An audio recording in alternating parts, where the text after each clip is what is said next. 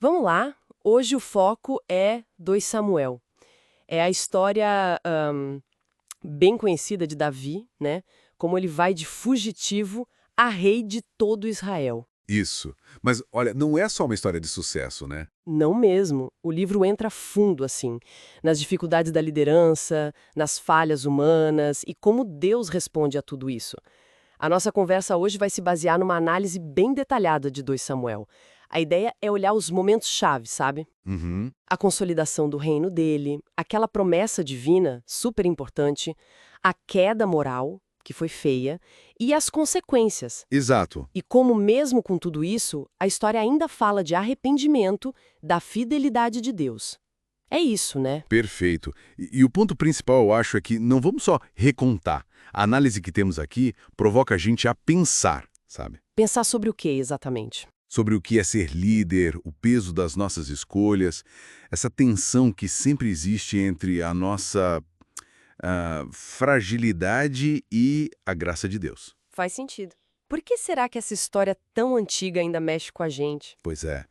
Vamos explorar isso seguindo, tipo, as fases de Davi. A ascensão, a aliança com Deus, a queda, os conflitos e a tentativa de restauração. Ótimo. Começando pela ascensão, então. Davi conquista Jerusalém, transforma na capital, traz a Arca da Aliança, demonstra um fervor por Deus, né? Sim, sim. A análise que a gente leu, ela destaca muito essa fase como o ideal sendo estabelecido. Ele parece justo, buscando a Deus. É aí que nasce a ideia do rei segundo o coração de Deus, né? Nesse comecinho. Exato. Impressiona como esse início coloca a barra lá em cima, né? Sem dúvida. E é nesse clima de sucesso, de retidão aparente, que a análise aponta para a aliança davídica, lá em 2 Samuel 7. É fundamental. Aquela promessa. Isso. Deus diz, tua casa e teu reino vão permanecer para sempre. Teu trono vai ser estabelecido para sempre. Uau! E o ponto central que a nossa fonte destaca é que essa promessa é incondicional, sabe? Uhum. Mesmo antes dos problemas? Exatamente. Antes de qualquer escorregão de Davi, Deus já estabelece algo eterno que vai além do próprio Davi. Já aponta por uma linhagem para o futuro. Isso.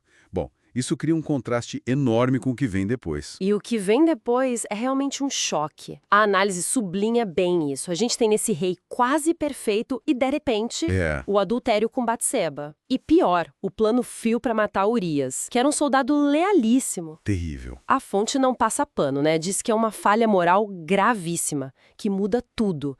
Como a análise conecta esse pecado às consequências? Olha, a conexão é direta e brutal, segundo a análise. Não são só coisas ruins que acontecem depois, tipo, por acaso. São consequências mesmo. São consequências diretas do pecado dele. Principalmente porque ele tentou esconder, né? A análise mostra como a violência que Davi usou, ela volta para dentro da casa dele. Nossa. Tem incesto, assassinato entre irmãos, a rebelião do Absalão que quase tira ele do trono. Fica muito claro que as ações do líder, sabe? As falhas morais têm um impacto que, se espalha, gera instabilidade e sofrimento para todo lado. Mostra que o pessoal e o público estão ligados, né, na liderança. Totalmente ligados. Mas a história não acaba aí, na tragédia. Tem a hora que o profeta Natan confronta ele. Sim, um momento chave. E a análise dá um destaque para a resposta de Davi. Ele não dá desculpa, ele reconhece o erro na hora, sim, profundamente. O Salmo 51, que muita gente liga a esse momento, né? Mostra bem esse coração quebrantado. Exato. A fonte apresenta isso como um ponto crucial. Não só para ele, mas como um modelo de arrependimento, talvez. Exatamente. E é interessante como a análise argumenta que é essa capacidade de se arrepender de verdade e não a falta de pecado que define o legado de Davi. Faz sentido. Ele errou feio, muito feio, mas a resposta dele quando foi confrontado foi buscar a Deus com sinceridade. E isso conecta com um quadro geral que a análise desenha, né? Um padrão de queda e redenção. Isso. Deus disciplina sim. As consequências do pecado são reais, a gente vê isso claramente, mas a porta para a misericórdia, para a restauração continua aberta. E a promessa, a aliança davídica. Fundamental. A fidelidade de Deus àquela promessa não muda, mesmo com a infidelidade humana. Deus se mantém fiel. Então, no fim das contas, 2 Samuel deixa essa imagem complexa, né?